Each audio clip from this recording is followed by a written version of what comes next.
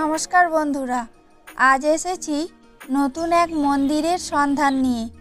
এই ভিডিওয় জেনে নিন কোথায় এই মন্দির, কিভাবে আসবেন এবং কি কি দেখবেন এখানে। এছাড়া ভোগ প্রসাদের কি ব্যবস্থা আছে এখানে, রাত্রিবাস করা যায় কি না সব জানাবো এই ভিডিওয়। তাই বলছি ভিডিওটি পুরো দেখবেন। চলুন ভিডিওটি শুরু করি। ঘড়িতে এখন দুপুর 3:15। আমি আছি চুঁচুড়া স্টেশনের 3 নম্বর প্ল্যাটফর্মে। এখান থেকে আমি যাব আজকের গন্তব্য কামদেবপুর শ্রী রামকৃষ্ণ সারদা মায়ের মন্দিরে।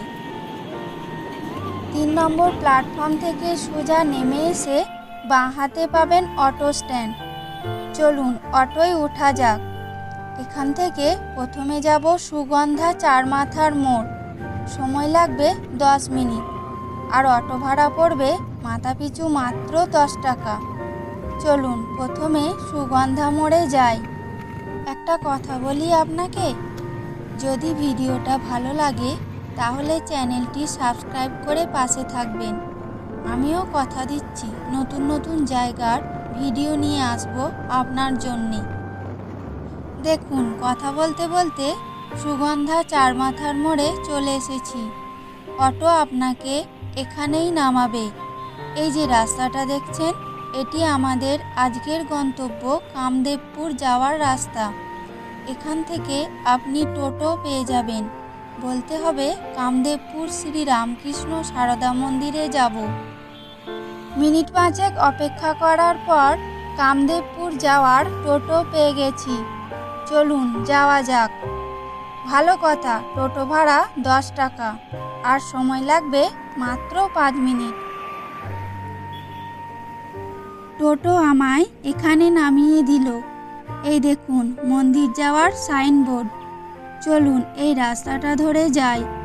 মাত্র 1 মিনিটের হাঁটা পথ, আর অবশেষে চলে এসেছি মায়ের মন্দিরের সামনে।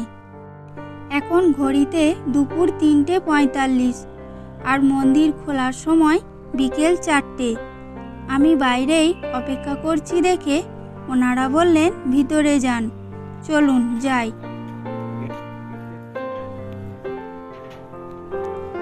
এখনো মিনিট 15 সময় বাকি আছে মন্দির খুলতে। চলুন ততক্ষণ মন্দিরের চারপাশটা ঘুরে দেখি। এই মন্দিরের চারপাশটা নানা রকম ফুল ও ফলের গাছ দিয়ে সাজানো।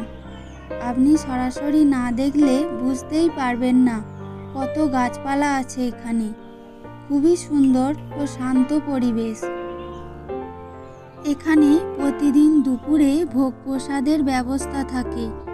আপনি যদি এখানে ভোগ প্রসাদ গ্রহণ করতে চান, সেক্ষেত্রে আপনাকে সকাল 9:30টার মধ্যে এনাদের অফিসে যোগাযোগ করতে হবে। এনাদের অফিসের ফোন নাম্বারগুলি আমি দিয়ে দিলাম। এই নাম্বারগুলিতে যোগাযোগ করলেও ওনারা ভোগ প্রসাদের সুবন্দোবস্ত করে দেবেন। এই মন্দিরের অফিস ঘর থেকে আপনি নানা রকম সামগ্রী নিতে পারেন। এনারা দুস্থ বাচ্চাদের পড়ালেখার ও থাকার বন্দোবস্ত করে থাকেন। বর্তমানে প্রায় 15 জন বাচ্চা এই আশ্রমে থাকে। এছাড়া এখানে স্বাস্থ্য শিবির ও দীক্ষাদান হয়। এই সুন্দর পরিবেশে আপনি যদি কয়েকদিন থাকতে চান, তারও বন্দোবস্ত আছে এখানে। প্রতিদিন মাথাপিছু 400 টাকা অনুদানে আপনি এখানে থাকতেও পারবেন, সাথে খাওয়া দাওয়া। মন্দির খোলা থাকে সকাল 7:30টা থেকে দুপুর 12টা পর্যন্ত, আর বিকেলবেলা 4টে থেকে সন্ধে 7:30টা পর্যন্ত।